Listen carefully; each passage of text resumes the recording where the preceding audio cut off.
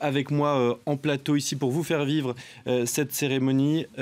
Armelle Charrier, nous allons suivre ensemble cette cérémonie. Et puis Éric Roussel, merci d'être avec nous. Vous êtes écrivain, journaliste. Vous êtes l'auteur de nombreux ouvrages sur des grandes personnalités de la République. Vous êtes spécialiste de l'histoire politique de France. On va vivre ensemble tout cela. D'ailleurs, peut-être une première question pour vous. Que représente pour vous Simone Veil? Quelle est l'image que vous garderez de ce personnage qui a marqué vraiment le XXe siècle en France? Moi, je l'ai rencontré une fois, il y a très longtemps, et c'est l'image d'une certaine... c'était une femme qui n'était pas facile, qui était assez rude, et on le comprenait quand François Hollande est en train d'arriver, je note juste... Voilà, oui, le chef d'État est en train d'arriver. Ancien chef d'État Nicolas Sarkozy est présent également, excusez-moi. On le comprenait si on voulait bien se souvenir de ce qu'elle avait vécu. Et je crois que ça apparaît très bien dans le livre de souvenirs qu'elle a publié il y a une dizaine d'années, et où elle dit à quel point, quand elle est revenue de déportation, il lui a été très difficile non seulement de parler de ces mois terribles qu'elle a vécu dans les camps d'extermination nazie, et où elle a survécu miraculeusement. Et je crois que ça avait induit chez elle, c'était pas une dureté, si vous voulez, naturelle, c'était une sorte de protection. Et je crois que ça lui a donné enfin, elle l'avait sans doute avant, mais ça a renforcé encore la force de caractère qu'elle a eue. Par ailleurs, il me semble qu'il y a quelque chose de paradoxal dans sa personnalité, dans son destin, en ce sens que c'était une femme assez classique. C'était une femme finalement du centre droit. Quelquefois, elle l'a dit elle-même, elle était quelquefois du côté de la gauche. Il lui est arrivé de voter socialisme. Enfin, en gros, son itinéraire politique se confond avec le centre droit. Et elle a été, en raison de ses choix, et notamment de la loi à laquelle elle a attaché son nom en 1974, au début du septennat de Valéry Giscard d'Estaing. Qui a dépénalisé l'avortement, oui, qui a été une révolution en France. Et il faut le dire aussi, parce que Valéry Giscard d'Estaing en avait pris la responsabilité avant d'être élu. Il avait pris un engagement électoral. Et donc, c'est dans ces conditions que Simone Veil s'est retrouvée en charge de ce dossier qu'elle a défendu avec, comme on le sait, avec énormément de ténacité. Mais du coup, ça l'a toujours placée, si vous voulez, un peu en porte-à-faux par rapport à une famille politique qui était plus portée en la matière à la prudence. Également en matière de droits des femmes, en matière européenne aussi, elle était très, très européenne. Et c'est quelque chose qui n'allait pas de soi non plus pour quelqu'un qui avait vécu dans l'horreur des camps.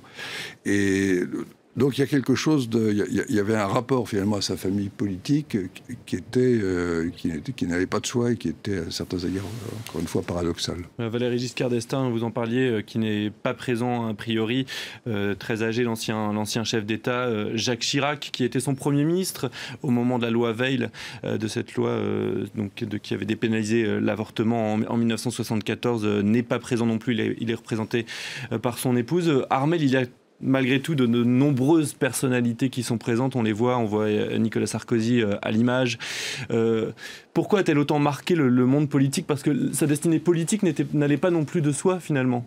Non, ça n'allait pas de soi, c'était certainement plus finalement une femme de conviction qu'une femme politique, et ses convictions l'ont amenée à faire de la politique. Et c'est certainement ça qui a amené tout le monde à beaucoup la respecter, parce que finalement elle incarne toute une tranche de l'histoire de France et toute une tranche de l'histoire mondiale. C'est une femme qui est courageuse par son histoire, certainement, peut-être par son caractère à la base, ça on ne sait pas, parce qu'effectivement quand on vit une déportation, qu'on survit à une déportation, qu'on a enterré sa famille, il n'y a que le courage qui peut vous porter, et il faut aller de l'avant. Donc c'est quelqu'un qui a choisi cette direction, qui a choisi aussi d'être dans une réconciliation réconciliation avec ce qu'elle avait vécu et de partir du principe qu'on ne pouvait justement pas taper sur la France, qu'on ne pouvait pas taper sur ce qui s'était passé et qu'il fallait aller de l'avant, ce qui explique effectivement les questions européennes derrière. C'est une femme, je regardais ses discours et là, par exemple, lorsqu'elle s'est adressée au Juste, au Panthéon, quand à un moment donné, c'est elle qui incarne en disant il y a eu la France de Vichy avec toutes les exactions qu'il y a eu, mais en même temps, c'est aussi ce pays qui a sauvé les 3/4 de sa population juive et il faut aussi lui rendre honneur et il faut croire en ce pays-là. Donc je pense que pour répondre à votre question, pourquoi est-ce que tout le monde est là? Parce que tout le monde admire en fait cette femme qui a pris la parole à un moment donné où les femmes parlaient peu, donc qui a déjà eu ce courage et cette opportunité-là, qui était très belle et donc qui s'est facilement fait entendre parce qu'elle avait ce visage de Madone pour porter ses convictions, mais que fondamentalement, c'était un personnage hors norme. Oui. On va peut-être commenter simplement juste les images que l'on voit pour les gens qui nous rejoignent en ce moment. Il est 10h24 et on voit que le silence est en train de se faire dans cette cour des Invalides. La cérémonie va débuter dans à peu près 5 minutes. On attend le cercueil de Simone Veil qui sera drapé du drapeau bleu, blanc, rouge. Éric Roussel, peut-être un mot. Qu'est-ce que c'est un hommage national? Qu'est-ce que ça représente pour une personnalité comme Simone Veil? La notion d'hommage, j'ai vu qu'on employait l'expression hommage ou obsèque national. En réalité, c'est un concept qui est assez fluctuant. C'était beaucoup plus fixé sous la Troisième République. Il y avait un certain nombre de personnalités, à la fois des hommes politiques, mais aussi des écrivains, des artistes. Et il faut le dire, certains assez oubliés. Par exemple, il y a un peintre qui s'appelle Albert Bénard, qui au début des années 20 a eu des obsèques nationales. C'est plus une gloire nationale. Mais depuis la Ve République, c'est quelque chose qui dépend du président de la République. C'est le président de la République qui décide. Et en réalité, il y a une sorte de gradation dans le... Tantôt c'est un hommage national, tantôt des obsèques nationales. Enfin, le cérémonial varie finalement en fonction de la personnalité dont on veut honorer la mémoire. Et donc il y aura là une revue des troupes. Emmanuel Macron va entrer dans quelques instants sur cette place. Une revue des troupes et puis ensuite une série de prises de parole. Prise de parole, je crois, de la famille et puis oui. du chef de l'État lui-même. Voilà, on voit ces images. Du 1er régiment d'infanterie de la garde républicaine. Une section du 94e régiment d'infanterie de Sissonne. Une section de fusiliers marins du commandement de la marine de Paris. Une section de la base aérienne 105 d'Évreux. Alors Armel, une revue des troupes, c'est aussi montrer qu'il y a toute la nation, il y a une part d'autorité aussi de l'État et de solennité dans cette, oui, on est dans cette tout à fait cérémonie. On est tout à fait dans le protocole républicain avec la cour des Invalides qui est traditionnellement dévolue à ces cérémonies. La cour des Invalides qui est aussi celle qui accueille les chefs d'État lorsqu'ils sont en visite en France. Donc c'est une part du protocole républicain. Et puis quand il y a effectivement ces obsèques, comme vous le disiez, nationales, il faut rendre hommage à la personne. Donc vous avez entendu à la fois sur la garde républicaine, à la fois sur les régiments, que ce soit armée de terre, armée de l'air, marine, tout le monde est présenté afin d'honorer la personne. Oui. Ça peut paraître paradoxal que Simone Veil, qui était une personne qui attachait son nom à la paix, au maintien de la paix, et reçoive un hommage à certains égards militaires, mais c'est justifié par le fait qu'elle était Grand Croix de la Légion d'honneur, elle a été élevée à cette dignité par François Hollande, après avoir été nommée, d'ailleurs directement, elle avait été nommée directement grand officier de la Légion d'honneur par Nicolas Sarkozy, et c'est à cette occasion d'ailleurs qu'avait été modifié le code de la Légion d'honneur, permettant d'être nommé directement à cette dignité sans franchir les autres grades. On voit que la cérémonie va commencer a priori à la minute près. Elle avait été aussi nommée à l'Académie française à la fin de sa vie. C'était élue, pardon, oui, c'est vrai que c'est une élection. Élue immortelle donc, au sein de l'Académie française. C'était une reconnaissance vraiment de sa vie, de son vivant aussi. Oui, ça a été, je crois qu'elle y avait été sensible. Elle a été élue malheureusement à une période où elle commençait, je crois, à être souffrante, donc elle n'a pas fait beaucoup acte de présence. Mais évidemment, elle a ressenti certainement ça comme un hommage, et ça a été perçu comme évidemment une consécration qui s'ajoutait à d'autres. Voilà, le silence qui se fait dans la cour des Invalides, et cet hommage national à Simone Veil qui va démarrer. Il y a aussi présent dans la foule de nombreuses personnalités de la communauté juive, évidemment, et des associations qui commémorent la Shoah, parce que c'était aussi finalement l'un des éléments importants de sa vie. Et elle en a parlé tardivement, mais ensuite elle en a quand même parlé. Elle est retournée sur place à Auschwitz, où elle avait été déportée avec sa famille dans les années 2000, mais elle a mis effectivement beaucoup de temps à oser en parler de cet héritage-là. Oui, et elle s'en explique d'ailleurs dans son livre.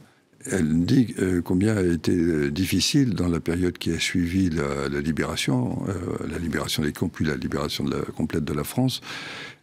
Là, elle avait l'impression de se trouver en porte-à-faux. Elle ne trouvait personne finalement pour en parler. Personne ne voulait, elle raconte même que dans sa belle famille, qui avait pourtant été éprouvé aussi, on n'aimait pas non plus, c'était un souvenir qu'on voulait évacuer. Et elle, au fond, elle ne pouvait en parler qu'avec des gens qui avaient vécu la même expérience. Et elle a vécu avec, au fond, ce poids pendant des années, jusqu'à ce qu'elle puisse vraiment exprimer. Mais il faut dire que ça a correspondu aussi à une sorte de redécouverte et de réévaluation aussi de ce... Elle a eu une incroyable force au sortir de la guerre, immédiatement de reprendre des études, de fonder une famille. Ça, c'est déjà le marqueur du reste de sa vie, une volonté très très marquée, Armelle, tout au long de sa vie.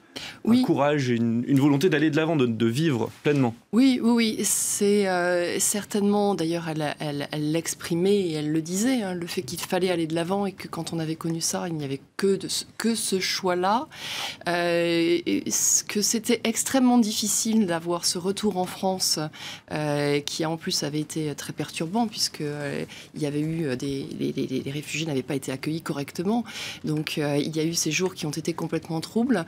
Et puis elle a perdu sa mère juste à la fin de la guerre, quelques jours avant la libération du camp où elle avait été transférée. Et donc du coup, il y a eu cet appétit de vie finalement qu'il a porté, la rencontre d'un homme, Antoine Veil, qu'elle a aimé, qui du coup lui était énarque. Elle s'est tournée vers la magistrature, elle a construit sa famille, elle a eu ses enfants, et c'est vrai que tout ça certainement a permis de mettre pas après pas pour reprendre une vie. C'est souvent le témoignage d'ailleurs des gens qui ont connu la déportation, c'est de dire que c'est tellement épouvantable qu'on ne peut le partager finalement qu'avec ceux qui l'ont connu.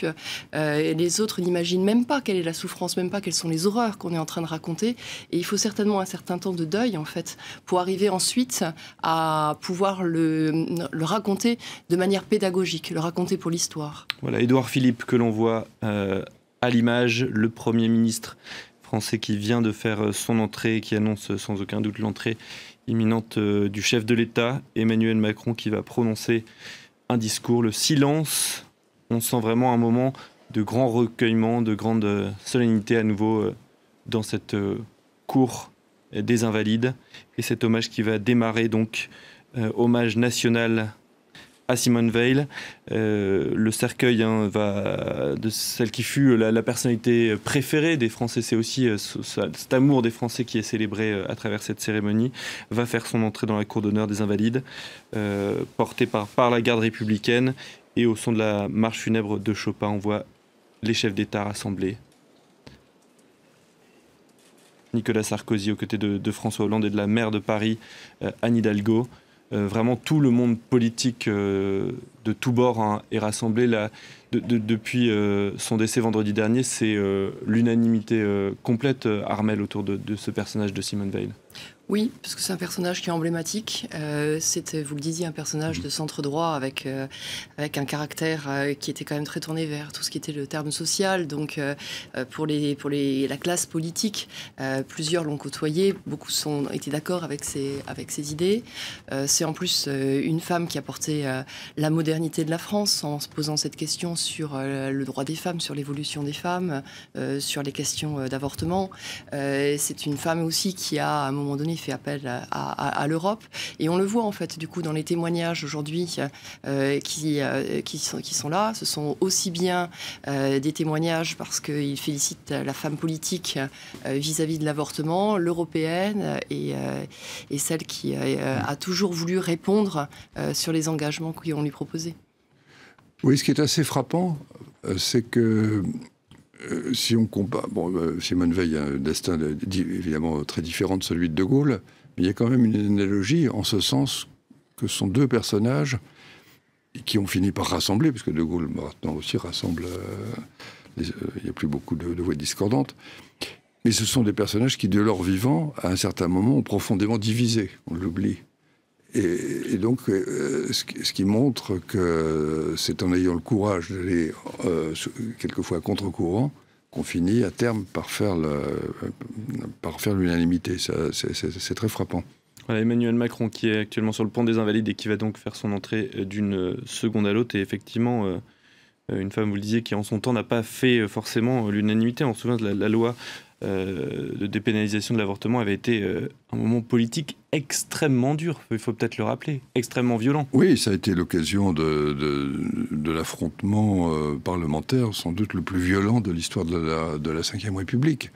Encore une fois, Valéry Giscard d'Estaing, avant son élection, avait pris l'engagement de revenir sur la loi de 1920. Et donc, dès qu'il a été élu, il a honoré cet engagement.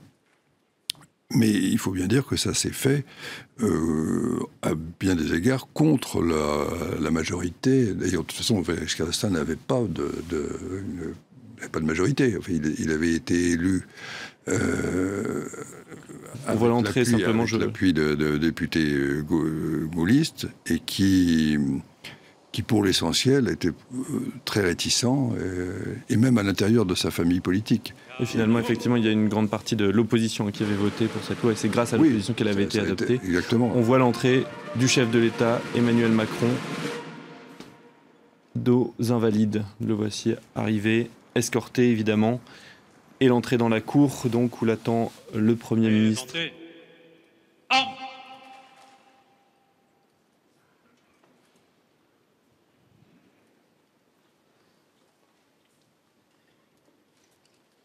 On imagine évidemment que Emmanuel Macron va célébrer l'héritage et l'actualité aussi des combats de cette femme, Armelle. Oui, c'est un Emmanuel Macron qui aurait certainement été très proche de Simone Veil. On imagine bien que la volonté de modernité, d'avancer, ce mélange de centre droit et de gauche fait aussi partie des valeurs dans lesquelles vraisemblablement il se serait reconnu. Il y a de toute manière dans la réflexion qui est à mener autour de ce qu'a incarné Simone Veil, aujourd'hui beaucoup de... En fait, il faut effectivement prendre une part de cette femme qui, à un moment donné, accepté de dire des choses sur lesquelles une partie de l'opinion n'était pas d'accord. Et de se poser la question qui est, est-ce qu'on arriverait à faire ça encore aujourd'hui ? Quelle serait la marge de manœuvre qu'on aurait aujourd'hui pour avoir ces questions-là ? Sur les questions d'avortement, par exemple, c'était pas une féministe engagée à la base. Elle a fait un constat qui était un constat politique, de dire qu'il y avait presque 1000 avortements clandestins par jour, qu'il y avait une dangerosité pour la... Voilà, la Marseillaise, on va écouter. Oui.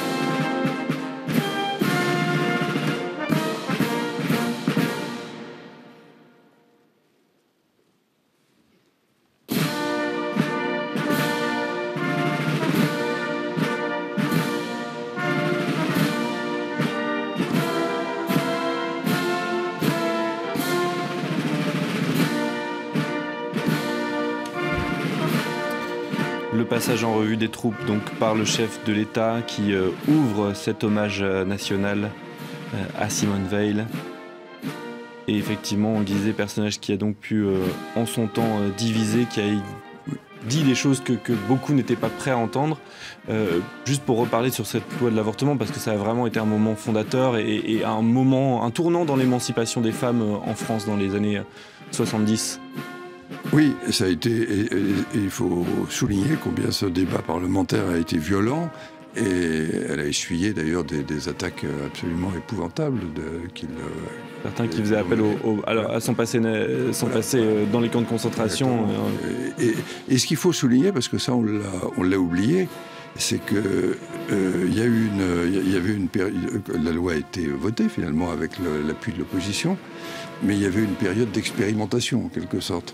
Et il y a eu un vote en quelque sorte définitif, si mes souvenirs sont bons, en 1979. Et à l'issue de ce vote, Jacques Chirac, avec laquelle elle était très amie, qui l'avait fait entrer dans le gouvernement, qui l'avait soutenu à l'époque, Jacques Chirac, comme tous les anciens premiers ministres du général de Gaulle, d'ailleurs, ont voté contre la loi. Donc il y a eu une sorte de recul à ce moment-là, on l'oublie. Donc c'est dire si ça a été difficile, sur le plan politique, de faire complètement admettre ce grand changement. D'ailleurs, toute sa vie, elle a été un peu en avance finalement sur l'égalité homme-femme. Elle voulait travailler alors que son mari s'y opposait, tout en étant mère de famille. Enfin, elle a eu une vie qui vraiment était en avance sur son temps. Elle était magistrate alors qu'il n'y avait quasiment aucune femme à la magistrature. Tout ça, Armelle montre qu'elle avait vraiment un temps d'avance. Elle avait un temps d'avance, elle avait certainement un caractère qui allait avec. Elle savait rythmer sa vie en fonction. Il y avait un journaliste qui racontait cette anecdote qui est que lorsqu'il l'interviewait, à un moment donné, le téléphone sonne, elle ne répond pas. Son portable sonne, elle ne répond pas. Et puis il y a un autre portable qui sonne, une autre sonnerie. Et là, elle répond et elle dit « Ça, c'est ma famille, c'est sacré, quoi qu'il arrive, je le fais. » Et ça montre certainement son caractère. C'est-à-dire qu'il y a le fait qu'il faut être très proche des siens et que c'est ainsi qu'elle reconstruit, qu'elle avance, qu'elle se protège, qu'elle se rappelle effectivement ses parents qui ont disparu et que du coup elle apporte aux siens. Et à côté de ça, le fait qu'il faut faire face à l'adversité, il faut quand on a des convictions apporter cela à un pays, il faut aller discuter avec les uns les autres, il faut tendre la main sur les questions d'avortement, effectivement écouter les féministes, écouter les médecins, voir ce que dit la sécurité sociale, entendre ce que disent les autres politiques et trancher, parce que c'est quand même ça le travail qui a été fait derrière. C'est pas que à un moment donné de dire on passe à l'avortement ou pas, mais il y a effectivement cette réflexion qui est mise en place. Sur l'Europe, comment est-ce qu'on la construit? Sur les Allemands, comment est-ce qu'on arrive à leur tendre la main? Parce qu'on ne veut plus jamais revoir ça de ce siècle-là, et comment est-ce qu'on met en place. Sa colère aussi, quand il y a les réfugiés en Yougoslavie, où elle trouve ça absolument insupportable de dire que sur le continent européen, on revoit ça. On a en fait ce personnage que la vie a apporté sur des pans d'histoire, qui dit que en fait jamais, quand on a vécu un tel traumatisme, on ne l'oublie, mais avec lequel il faut avancer. Et on va vivre ce moment, l'entrée du cercueil de Simone Veil dans la cour des Invalides.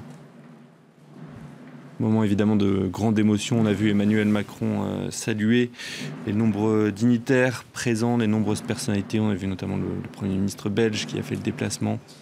On l'a dit, il y a de nombreux chefs d'État, d'anciens chefs d'État, Nicolas Sarkozy, François Hollande qui sont présents. On a vu Donald Tusk à l'écran tout à l'heure.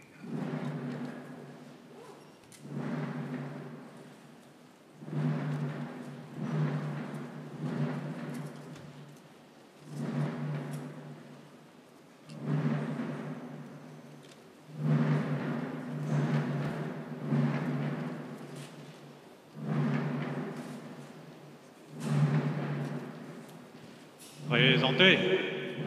Ah!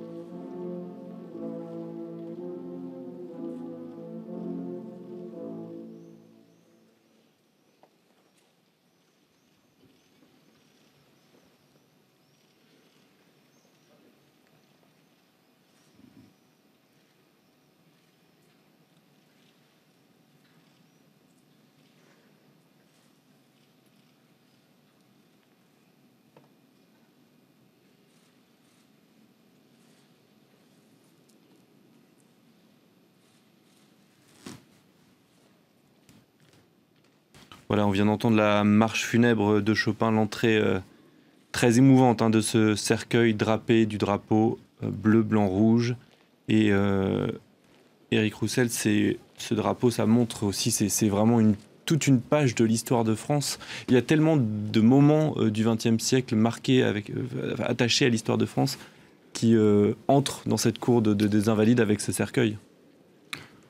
Oui, c'est d'abord évidemment la période de la guerre, et de l'occupation et les persécutions raciales.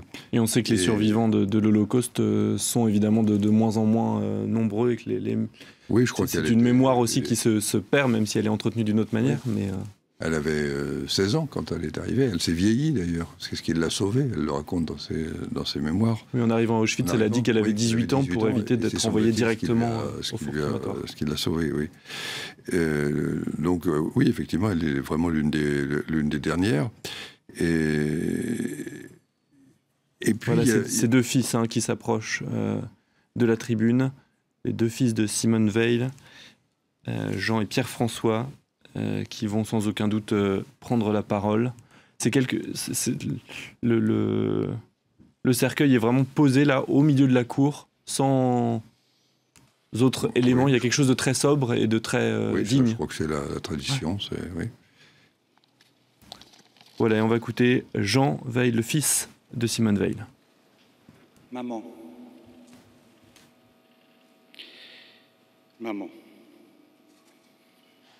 Ta beauté se doublait d'une extrême réserve de comportement, particulièrement saisissante dans un environnement où prévalait la décontraction de la jeunesse. Tes yeux pères, dans un visage éclairé, reflétaient le vécu d'une tragédie indélébile. Il y avait en toi, déjà, cet ineffable miracle de charme qui n'a jamais disparu. Ainsi, papa te décrit-il si justement en deux phrases synthétiques qui soulignent ton caractère et ta beauté lorsqu'il te croisa à l'automne 1945. Tu ne m'en voudras pas de ne pas évoquer ta carrière professionnelle et politique qui appartient aujourd'hui à l'histoire.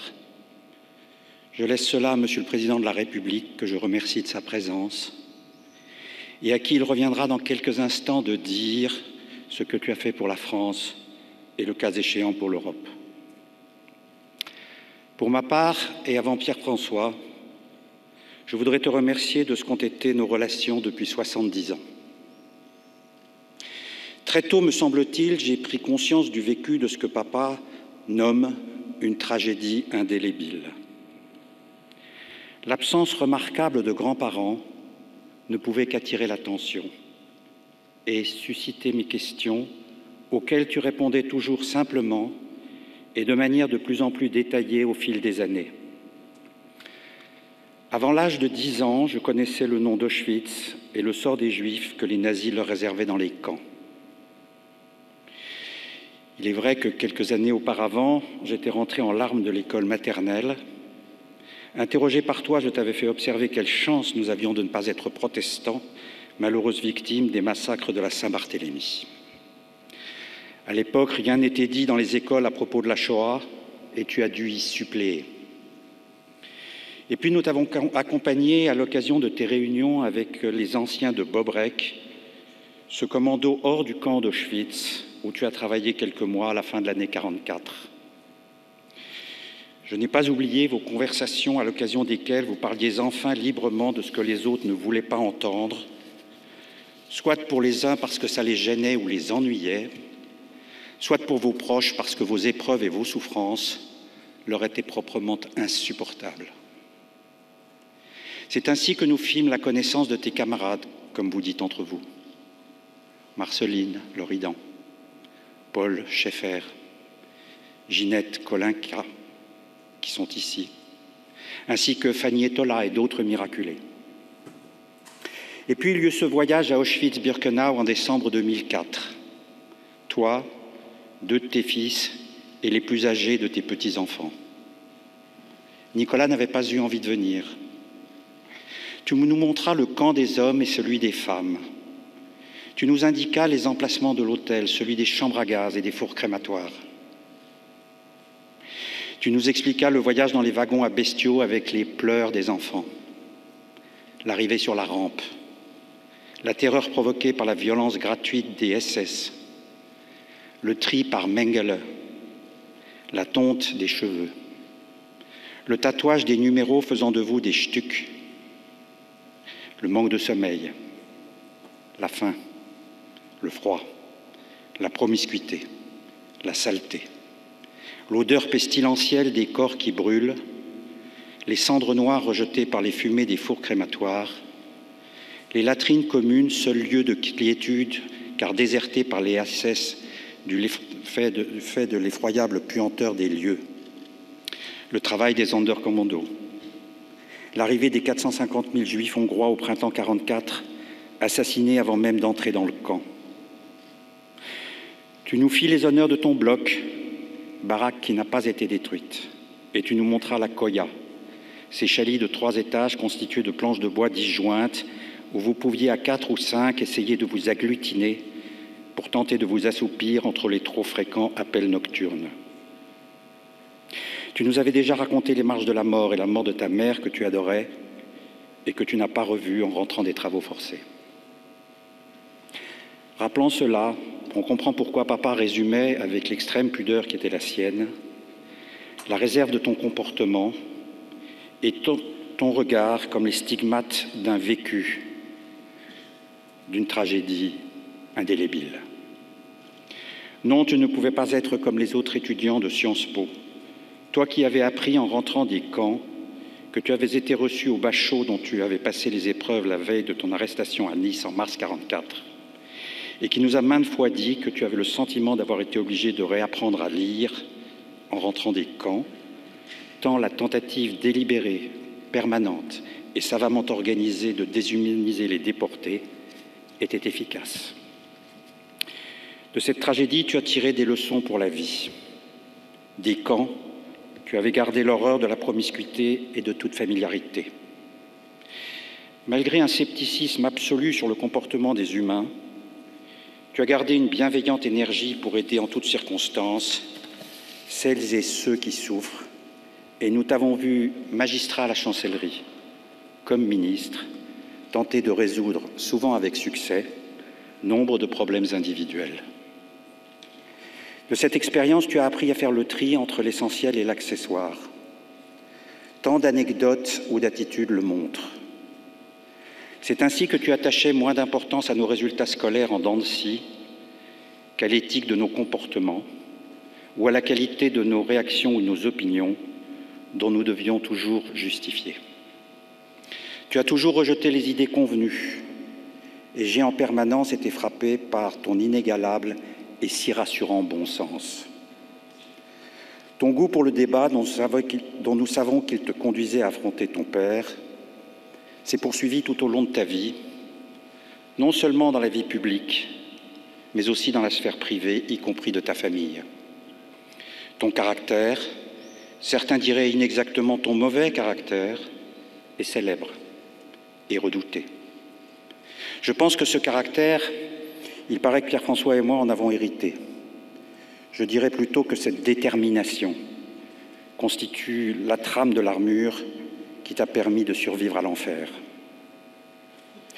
Chacun de nous a pu constater la rapidité avec laquelle l'extraordinaire regard qui était le tien, et que papa aimait tant, pouvait passer de la bienveillance à la fureur, puis de la colère à l'affection la plus douce. Tu admettais parfois que tu étais soupe au lait. Aujourd'hui, je veux te dire que je te pardonne d'avoir renversé sur ma tête, alors que nous étions à table, l'eau de la carafe, sous prétexte que j'aurais tenu des propos que tu trouvais misogynes. Je t'aime, maman.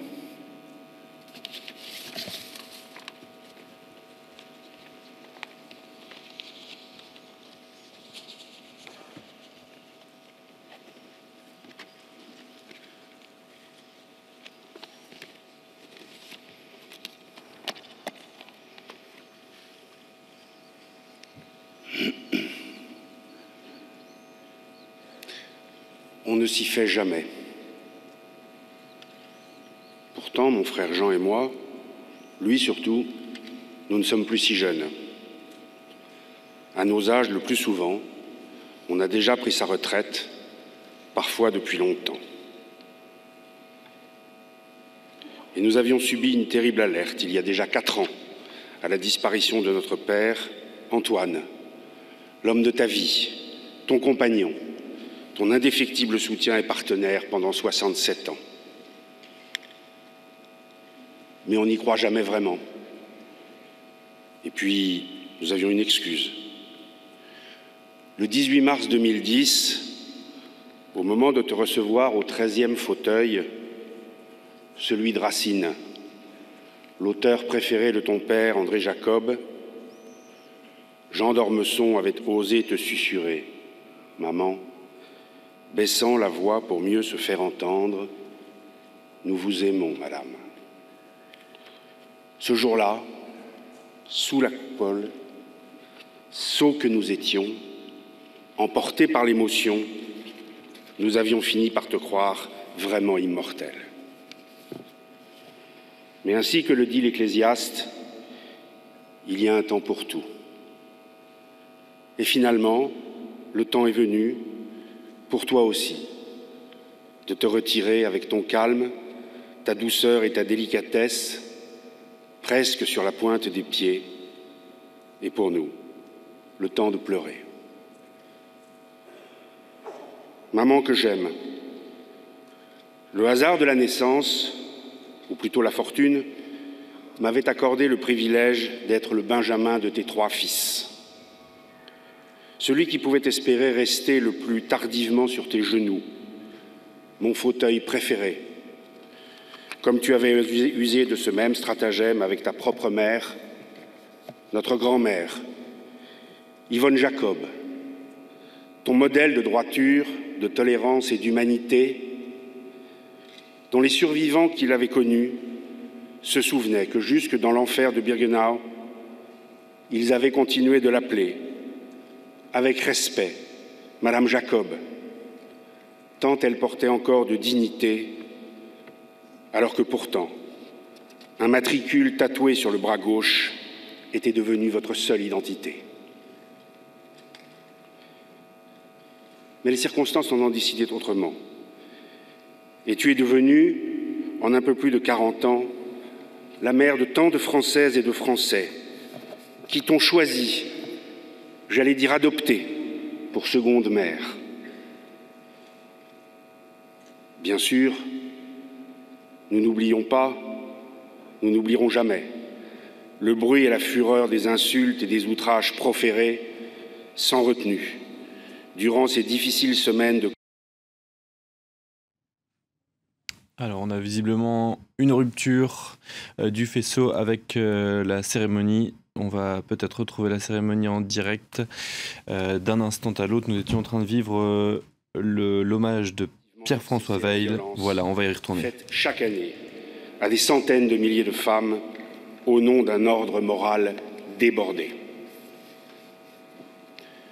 Aujourd'hui, ce bruit et cette fureur ont été depuis longtemps magnifiquement balayés par la reconnaissance et l'affection respectueuse que te manifeste le pays tout entier. Alors, au fil des années, nous avons appris à te partager, avec des proches et des moins proches, et même des inconnus, des millions d'inconnus. Nous avons même appris à apprécier cette familiarité, certes respectueuse, mais qui irritait tout de même un peu notre père, en même temps qu'elle le remplissait de fierté et de bonheur. Cette familiarité, donc, avec laquelle nos interlocuteurs, parfois de simples passants dans la rue, s'autorisaient ton prénom, comme s'ils avaient, eux aussi, sauté sur tes genoux. Enfin, depuis vendredi, dans la peine et le chagrin, nous sommes devenus les témoins prévenus, mais tout de même ébahis, d'un pays en deuil, presque apaisé, sinon un instant réconcilié, comme pour honorer les valeurs d'humanité et d'universalité, à la source de tous tes combats, et d'abord de celui de la réconciliation. pour une Europe de paix, une Europe de liberté, une Europe de solidarité et de progrès partagés. Cet hommage national, pour lequel nous vous remercions, Monsieur le Président de la République, en présence de vos prédécesseurs, y compris du président Chirac, que nous savons présent par la pensée, cet hommage est ton ultime victoire sur les camps de la mort, et cette nuit de mars 1945, peut-être celle du 18 au 19 mars, à Bergen-Belsen, lorsqu'avant même ton retour de la corvée de travail, sous les yeux désemparés de Milou, ta sœur, les capots ont repris le corps épuisé et sans vie de votre mère, notre grand-mère, pour le jeter à la fosse commune des 6 millions de corps et de cendres qui recouvrent à jamais notre histoire. Les dizaines, les centaines, les milliers de témoignages de respect et d'affection reçus ces derniers jours sont autant de rayons de soleil, d'éclats de lumière, d'instants de bonheur, en définitive de raison.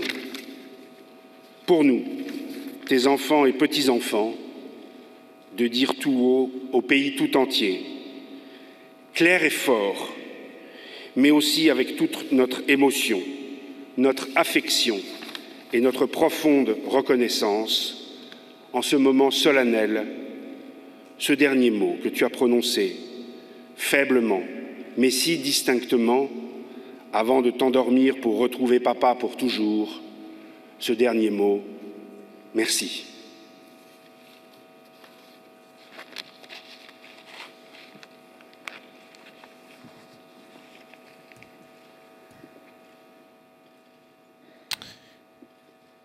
Voilà le discours de Pierre-François Weil qui a succédé à Jean Weil, les deux fils de Simone Veil qui ont rendu hommage à leur mère. C'est peut-être la partie la plus personnelle de cette cérémonie, Armelle, mais on voit aussi finalement que le personnage intime de Simone Veil et le personnage public se confondent, on le voit dans cet hommage. On le voit absolument avec ce joli témoignage, effectivement, sur ces Français qui se retournent et qui l'appellent par le prénom, et un enfant qui s'étonne et qui se demande s'ils ont sauté sur les genoux de leur mère. Et en même temps, on voit aussi comment est-ce que cette famille s'est bâtie autour d'une histoire à la fois personnelle et à la fois collective, qui est celle de l'Holocauste. Comment la transmission s'est faite. Comment est-ce que le choix des mots, le choix des gestes, le choix du voyage jusqu'au camp de concentration et le fait d'accepter que certains viennent ou ne se viennent pas.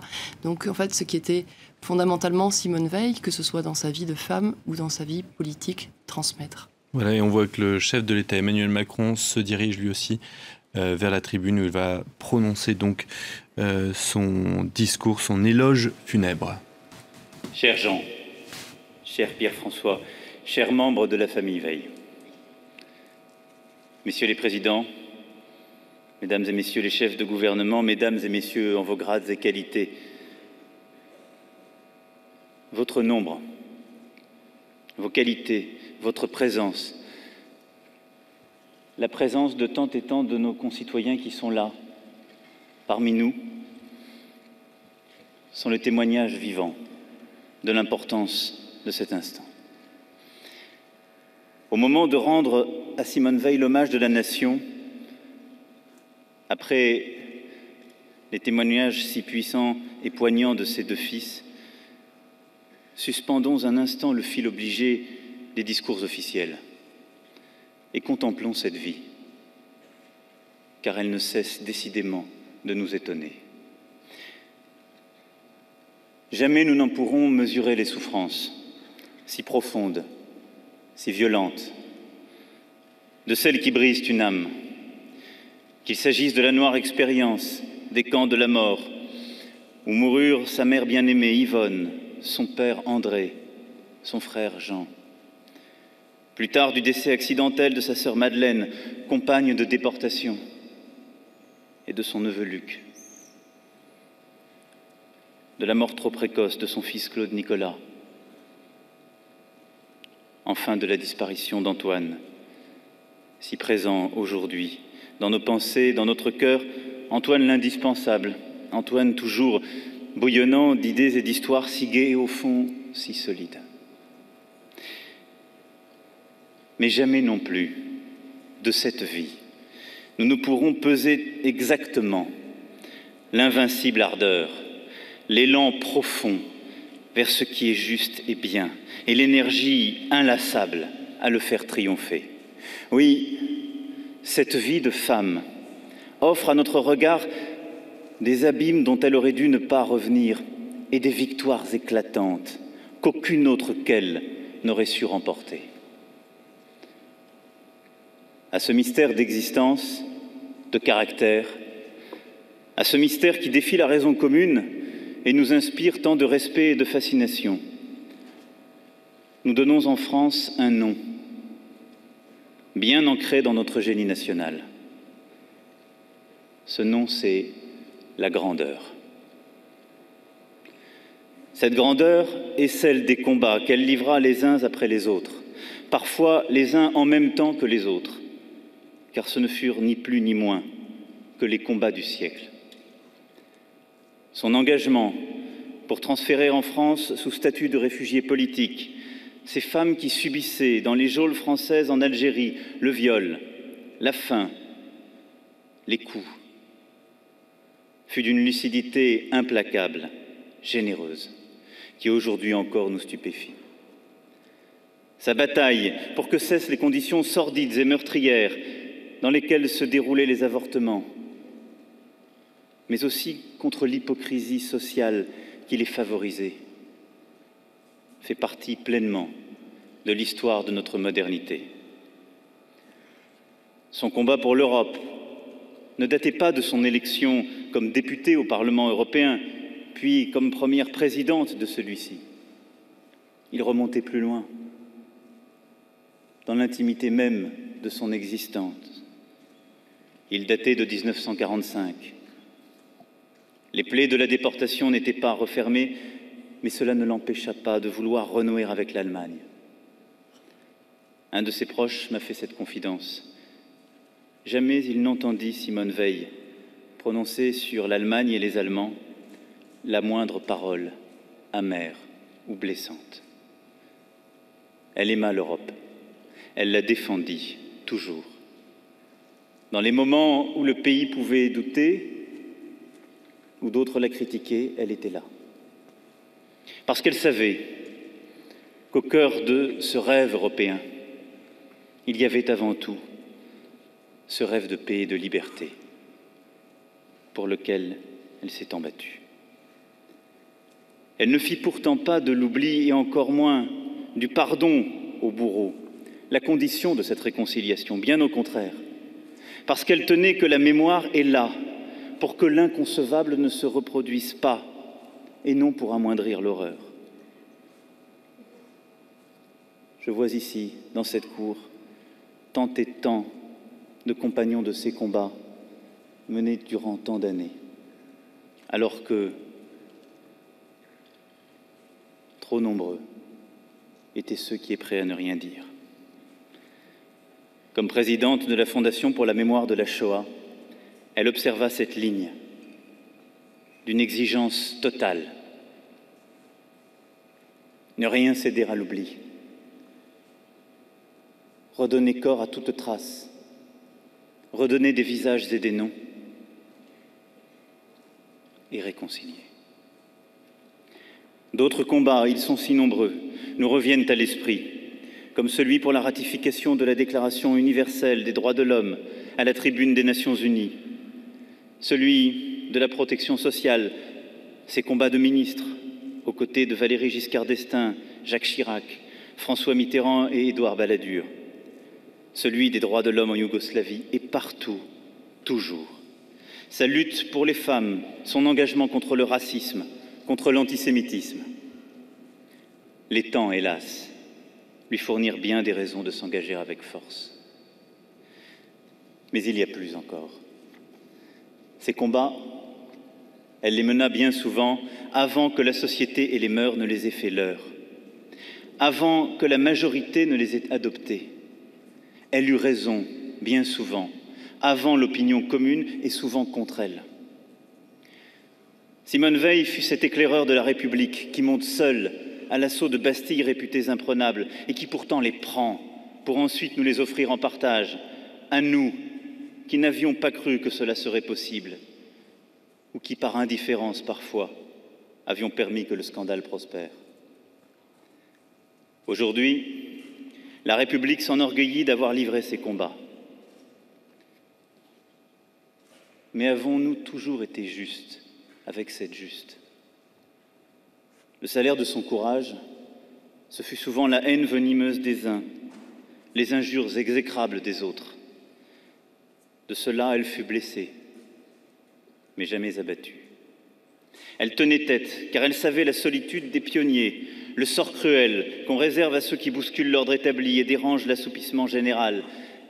La victoire était à ce prix, car la victoire en vérité, n'avait pas de prix. La liberté aussi était à ce prix.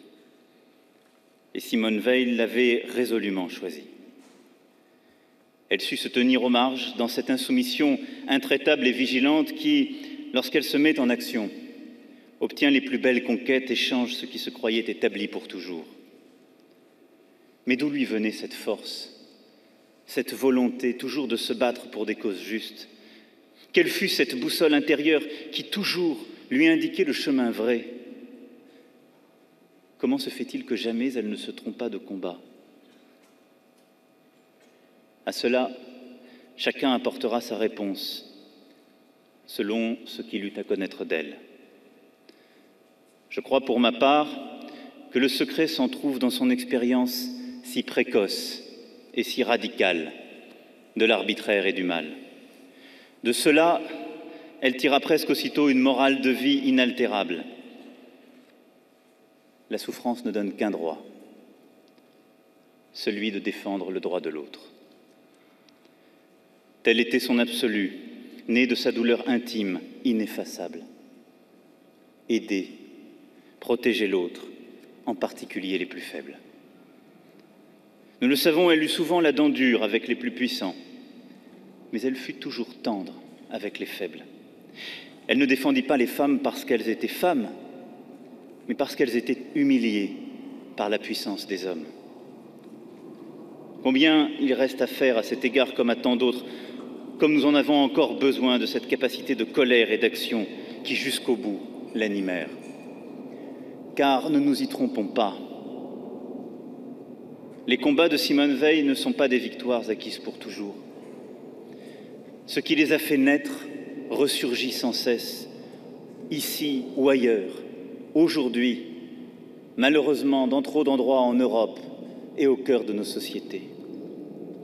Intolérance, sectarisme, haine fanatique ou doctrinaire, extrémismes avançant sous le masque d'un populisme débonnaire, compromission de toutes sortes avec ce qui piétine notre humanité, restent des braises ardentes, prêtes à rallumer les pires embrasements. La détermination inexorable de Simone Veil à faire prévaloir en tout l'humain est ici notre cap. Son humanité, du reste, n'était pas réservée à la sphère publique. Elle irriguait son intimité à l'égard de son époux, de ses fils, de ses petits-enfants et arrière-petits-enfants. Aux lettres si nombreuses qu'elle recevait, des correspondants lointains exprimaient leur détresse ou leur solitude. Elle répondait avec attention. Parfois, dit-on, cela irritait un peu Antoine. Elle employait pour cela une langue française de grande élégance que nourrissait sa vive passion pour la littérature française, ce goût inculqué dès l'enfance par son père. Il eût été si fier de voir sa fille accueillie à l'Académie française. Lorsqu'une vie se consacre à la justice, et singulièrement à la justice pour les plus faibles, les plus exposés, les plus humiliés, lorsque cette vie est nourrie par une bienveillance sans partage à l'égard de cette humanité dont pourtant elle a vu la face la plus hideuse, et lorsque cette vie choisit de se construire sous l'égide de la République, c'est la France qui est grandie. Vous avez, Madame, prodigué à notre vieille nation des dons qui l'ont faite meilleure et plus belle. Vous avez jeté dans nos vies cette lumière qui était en vous et que rien ni personne n'a jamais pu vous ôter. Les Français l'ont su, l'ont compris. Votre grandeur fit la nôtre. Aussi, ce n'est pas seulement l'hommage de la nation qu'en ce jour endeuillé nous vous présentons. C'est la France, c'est l'Europe tout entière qui est là, témoignant de vos combats. Et au moment où vous nous quittez, je vous prie, Madame, de recevoir l'immense remerciement du peuple français à l'un de ses enfants tant aimés, dont l'exemple, lui, ne nous quittera jamais. C'est pourquoi j'ai décidé, en accord avec sa famille, que Simone Veil reposerait avec son époux au Panthéon.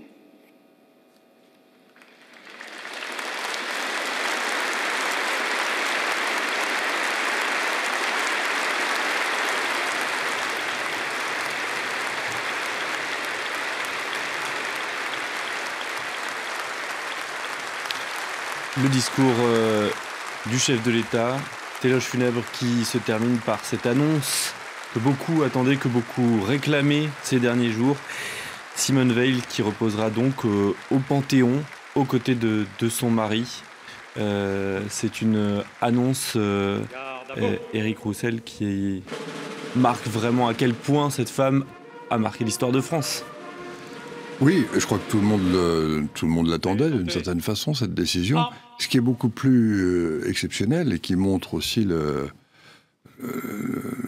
caractère d'exception de Simone Veil, c'est le fait que son mari repose auprès d'elle. Parce que il faut remonter au début de la Troisième République. Il y a un précédent, c'est Marcellin Berthelot, qui était un grand savant, et qui a été ministre des Affaires étrangères, et dont l'épouse, je ne sais plus si c'est lui qui est mort, enfin ils sont morts à 3 heures d'intervalle, et la famille Berthelot avait souhaité qu'ils ne soient pas séparés. Et là, c'est apparemment ce qui s'est passé, et c'est une chose qui est tout à fait unique dans l'histoire, en tout cas récente, de la République. Et cela a du sens quand on vient d'écouter les témoignages de ses fils et d'Emmanuel Macron, du chef de l'État. Évidemment que c'était aussi un couple qui a... Simone Veil, sans son époux, n'aurait peut-être pas aussi été la femme, n'aurait peut-être pas eu aussi le destin qu'elle a eu. Sans doute, oui. Il lui a donné certainement une solidité. Il lui a redonné, en tout cas, certainement aussi un goût de vivre. Il était assez différent. C'était quelqu'un qui était plus... Son histoire avait été d'une certaine façon un peu moins tragique, encore que sa famille a été aussi éprouvée. Enfin, il n'avait pas subi lui-même l'épreuve de la déportation. Et d'ailleurs, elle ne dissimule pas dans son livre à quel point, quelquefois, ça créait une sorte de... Si unique qu'il ait pu être, une sorte de hiatus, parce que c'est une expérience qui était très difficile à transmettre, même à quelqu'un d'aussi proche. Oui, je crois que c'est quelque chose de...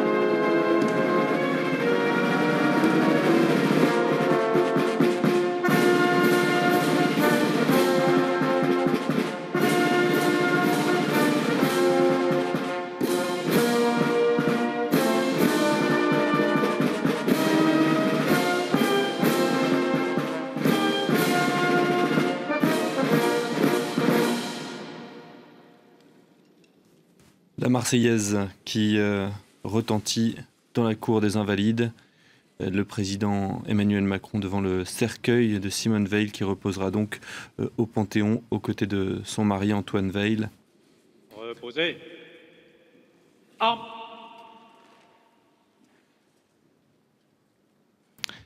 Armelle Simone qui va donc entrer au sens propre comme au sens figuré au panthéon des grands hommes et des grandes femmes qui ont fait l'histoire de France. C'est peut-être pas... l'histoire parfois nous amène ces coïncidences au moment où Emmanuel Macron, très pro-européen, a été élu, alors qu'on sait que la France, dans cette élection présidentielle, a eu la tentation aussi d'aller vers les extrémismes. Et bien c'est à ce moment-là aussi que on célèbre une femme qui s'est battue pour l'Europe. Oui, qui a joué un rôle important dans ce combat, parce qu'elle a entraîné beaucoup de monde avec elle.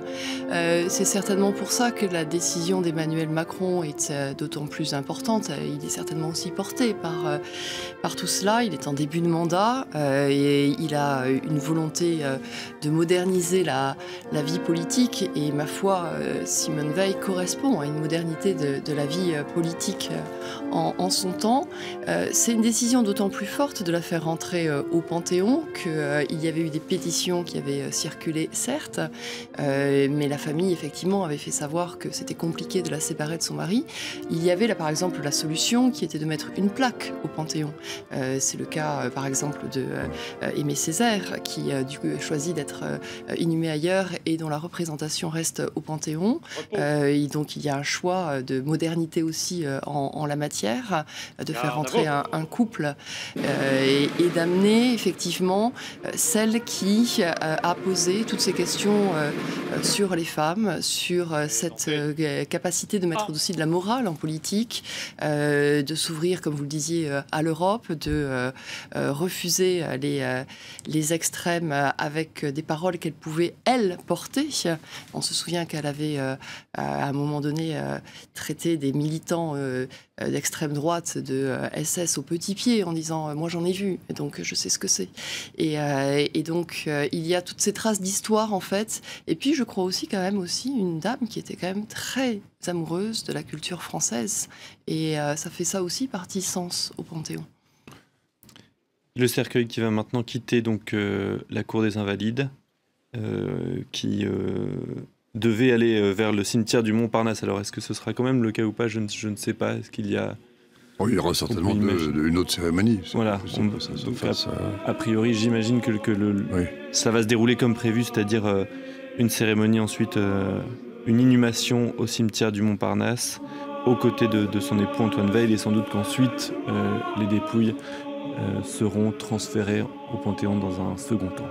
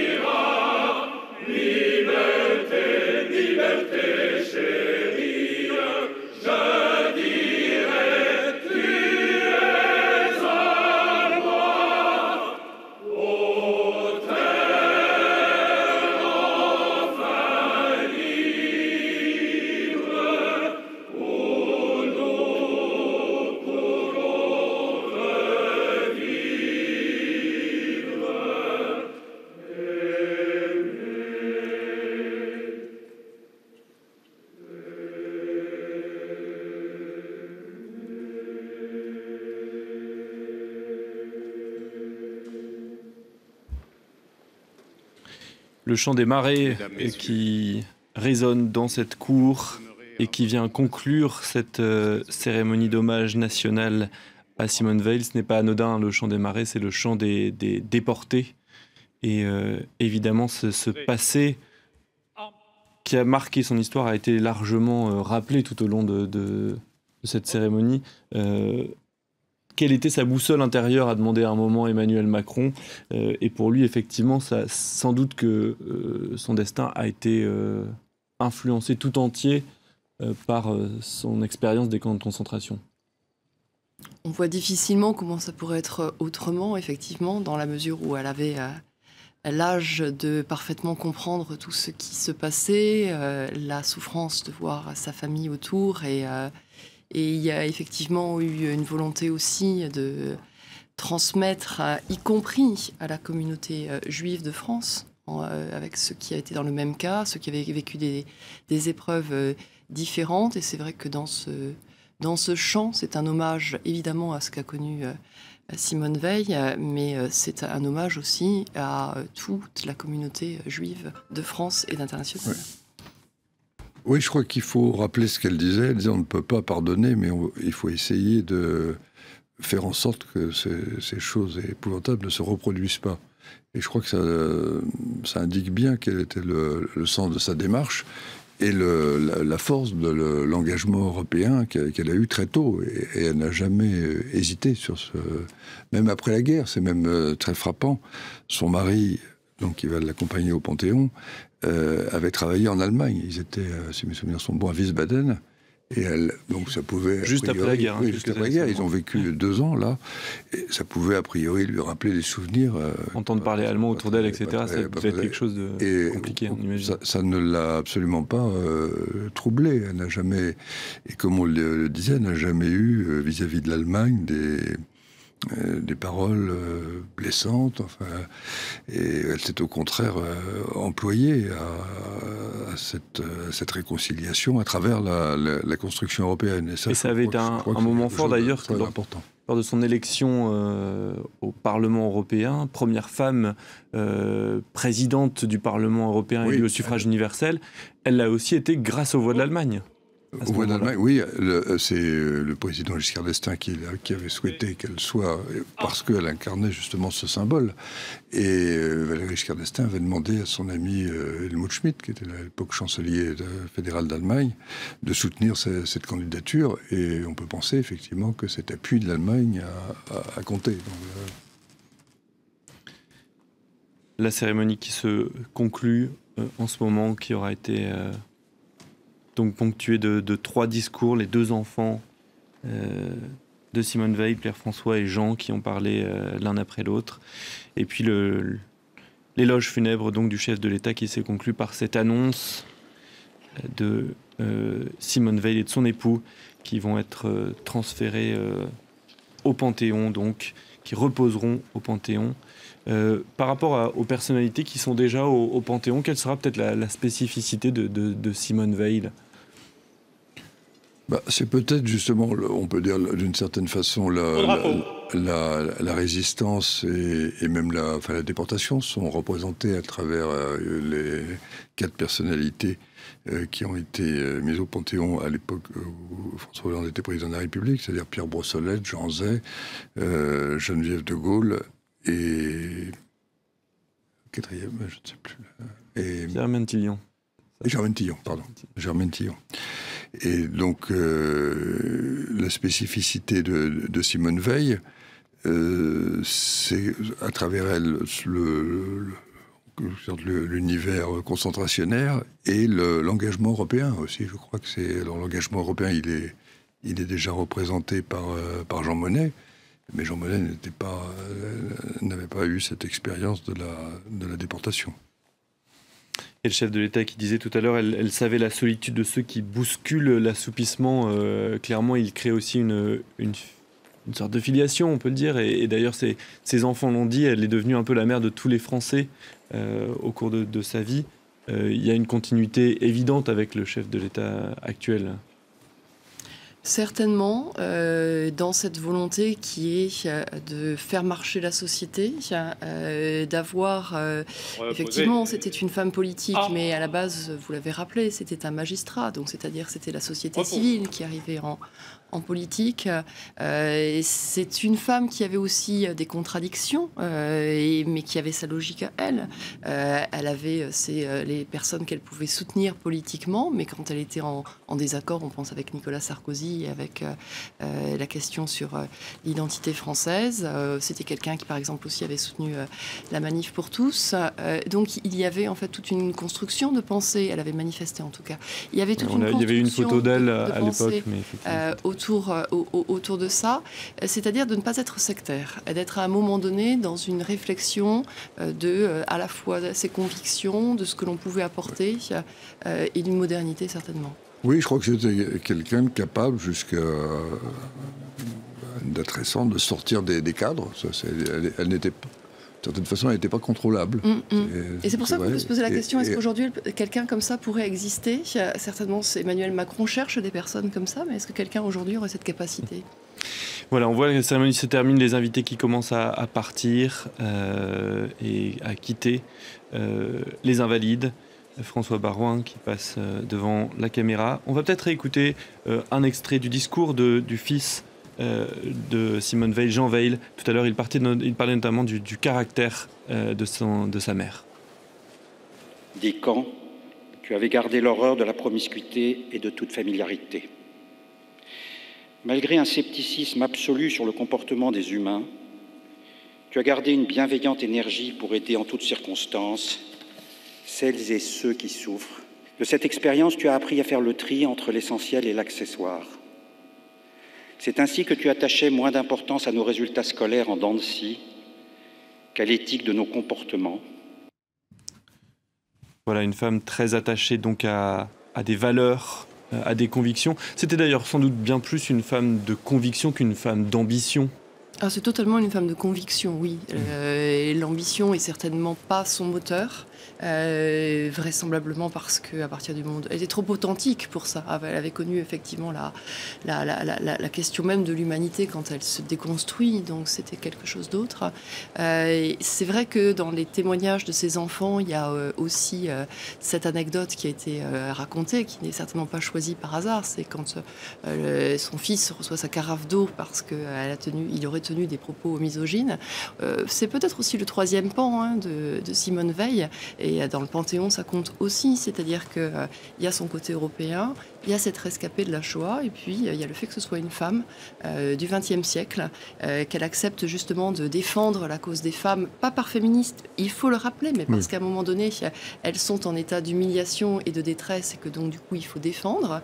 Et puis derrière, quand elle élève ses enfants, c'est aussi leur rappeler que les femmes, elles ont le droit de travailler, elles ont le droit d'être présentes, et elles ont le droit d'être généreuses, et elles ont le droit d'être autoritaires. Cette question-là, c'est aussi Simone Veil, certainement. Et c'est vrai, Éric Roussel, qu'il y a une part de destin aussi. Elle n'a pas tout choisi, finalement. Son entrée en politique, c'était un peu par hasard.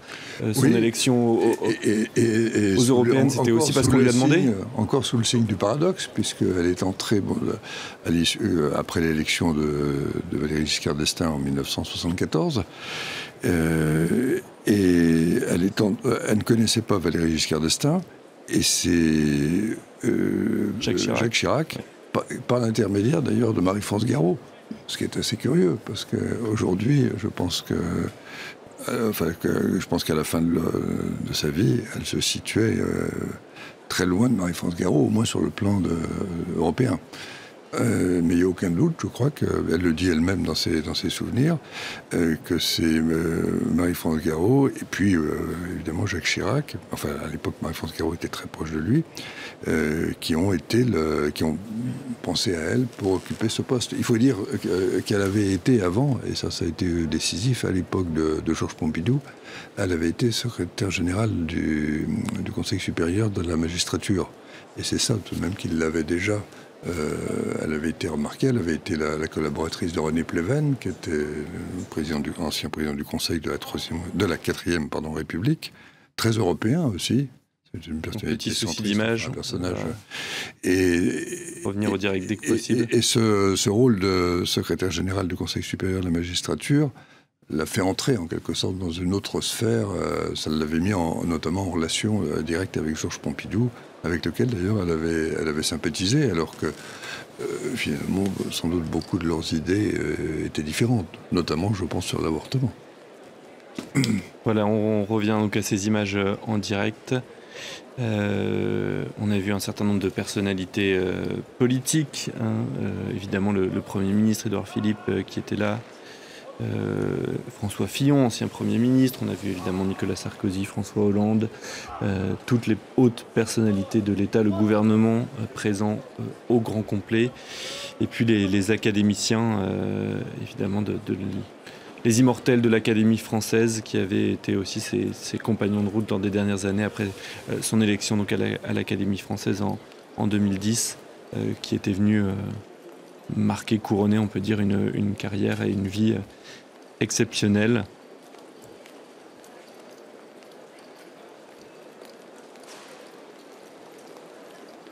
Alors on va essayer de rejoindre notre envoyé spécial Karina Chabour qui se retrouve sur place dans un instant peut-être. Cette annonce du Panthéon, Armel Charrier, c'était, on l'a dit, hein, demandé par beaucoup de gens, mais ça arrive quand même très rapidement après sa mort. Et parce qu'il y a des personnes qui sont entrées au Panthéon des années, des décennies après leur mort. Je crois que le seul précédent, c'est Marcellin Berthelot. Ça remonte à peut-être même avant 1900, enfin aux alentours de 1900. Et ça a été décidé. Alors on va rapidement aller retrouver Karina Chabour, pardon de vous interrompre une seconde. Karina Chabour, vous avez suivi pour nous toute la cérémonie en direct des Invalides, une cérémonie très poignante, très forte et marquée par une annonce donc, du chef de l'État. Oui, absolument. Effectivement, on se souviendra de plusieurs temps forts de cette cérémonie, notamment de l'entrée majestueuse de ce cercueil revêti du drapeau français, porté par des gardes républicains dans un silence de plomb, dans cette immense cour des Invalides. Et puis au son de la marche funèbre de Chopin, on se souvient aussi des mots d'amour de ses deux fils à l'égard d'une mère qui ont loué également sa beauté, sa droiture, mais aussi cette réserve héritée des mois passés dans des camps de concentration et de la perte de ses parents et de son frère. Et puis effectivement cet éloge funèbre d'Emmanuel Macron pour une femme qui, après avoir vécu la Shoah, a été de tous les combats, selon lui, du siècle passé, que ce soit pour l'émancipation des femmes, pour leur liberté à disposer de leur corps, ou encore pour la construction européenne et la nécessaire réconciliation franco-allemande. Vous êtes une éclaireuse de la République, votre grandeur file la nôtre, et effectivement d'annoncer cette décision de faire en sorte que Simone Veil repose aux côtés de son époux Antoine au Panthéon, une décision nettement applaudie dans la cour des Invalides. Vous le savez, bon nombre de Français s'étaient prononcés en cette faveur, et puis également il était important pour les enfants de Simone Veil de ne pas séparer leurs parents, de faire en sorte qu'ils reposent, que leurs dépouilles reposent ensemble. Et puis après cela, il y a eu un dernier recueillement sur son cercueil avec au son de Aux morts, de la Marseillaise et de l'Ode à la joie, cet hymne européen, manière effectivement de souligner toutes les facettes de cette forte personnalité, cette stature morale et politique très appréciée, très admirée de tous les Français. Merci beaucoup Karina Chabour d'avoir vécu avec nous cet hommage national. Merci à tous les deux, Armel Charrier, Éric Roussel, d'avoir été avec nous et de nous avoir fait partager votre connaissance de la vie politique française. Merci à vous d'avoir suivi cette édition spéciale. Merci à toutes nos équipes en régie également et à l'édition. Voilà, merci à vous d'avoir suivi cette édition spéciale pour l'hommage national à Simone Veil.